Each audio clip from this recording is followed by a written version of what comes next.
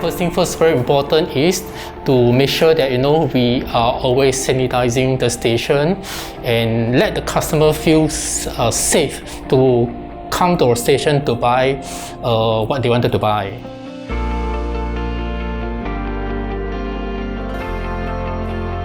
Saya berbincang juga dengan RAM untuk kedai mesra dan banyak barang-barang PKS kita bawa masuk di dalam kedai mesra dan banyak juga produk-produk baru yang kita jual di kedai mesra seperti oden, kek, durian krip dan produk lengkuas. Jadi pada masa COVID-19 ni kita cuba juga sedaya upaya untuk mempromosikan produk-produk yang dijual di kedai mesra.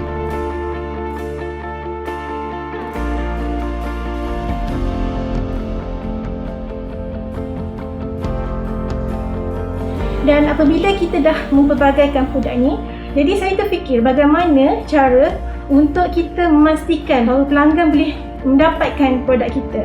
Jadi dalam keadaan pandemik COVID-19 ni, kita pun tahu semua orang tak keluar rumah, banyak masa di rumah.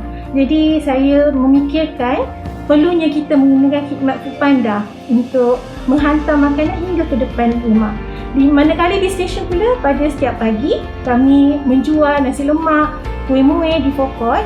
Jadi untuk pelanggan yang pagi-pagi tu nak pergi kerja, ambil isi minyak, boleh dapatkan sarapan di stesen mesra kami.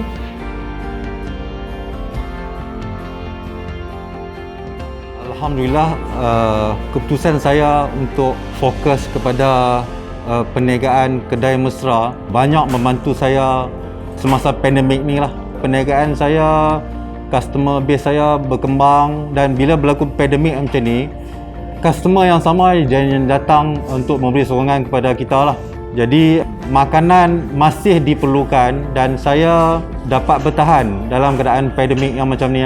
Walaupun perniagaan minyak jatuh lebih daripada 50%, tapi kedai mesra jualannya jatuh sedikit saja.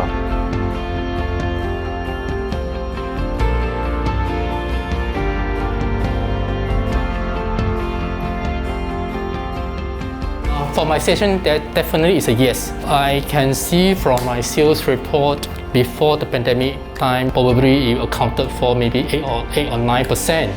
But for the past 1 year, I'm seeing the incremental.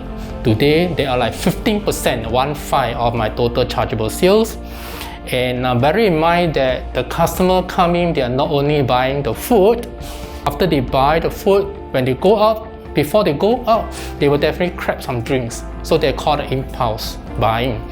So with that, I would say probably 20% is coming from the food offering, together with those impulse buying.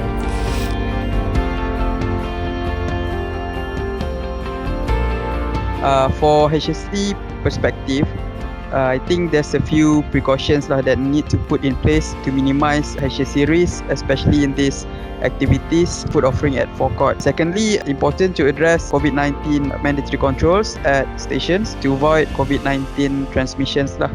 The controls that need to be put in place. Last but not least, we need to take all precautions, ensuring food safety is in place to ensure that the food that we offer or serve is safe for consumption.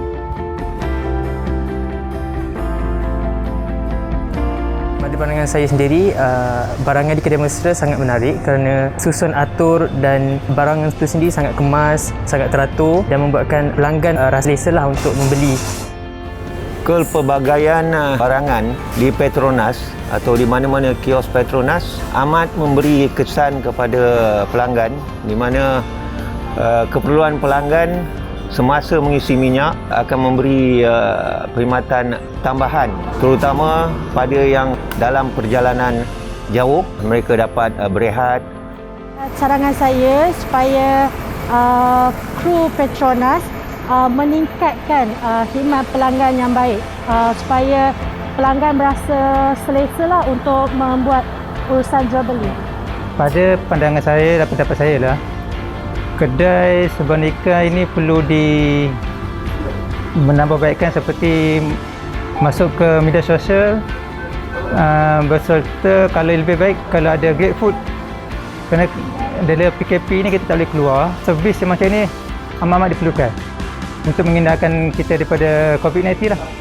Bagi saya, dalam jangka masa yang panjang, kalau kita tengok dalam kata shopping kompleks lain juga, di mana ada perubahan kedudukan dia, tak boleh setempat lah maksud saya. Ini untuk menghilangkan, orang kata mungkin menyenangkan dari segi pandangan lah. Maksudnya ada pengubah suaian. Bila akak buat bisnes ni, akak lebih banyak masa untuk menjaga anak-anak, tapi income sama je masa akak kerja dulu. Saya lebih suka letak kuih dan barang-barang yang lain tu di sini sebabnya sambutan dia cukup banyak. Berbeza dengan yang di tempat lain, yang tempat yang saya letak itulah. Lagipun masa pandemik ni, pendapatan tak terjejas sebab kita orang jual makanan kan, kiranya makanan ni sentiasa diperlukan kan. So pendapatan untuk masa pandemik ni kiranya tak terjejas langsung.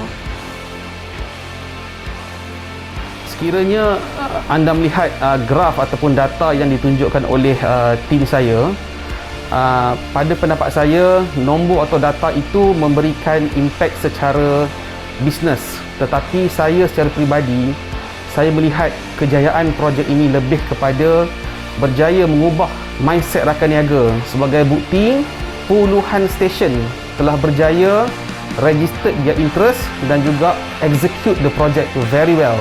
So to me, this is significant impact, and to prove that rakan niaga di wilayah utara ini boleh memberi impact yang cukup besar kepada perniagaan mereka, memberi impact yang cukup besar kepada PDB juga secara keseluruhan. Jadi saya secara peribadi sangat berbangga di atas kejayaan rakan niaga dan juga tim kami di wilayah utara untuk projek ini.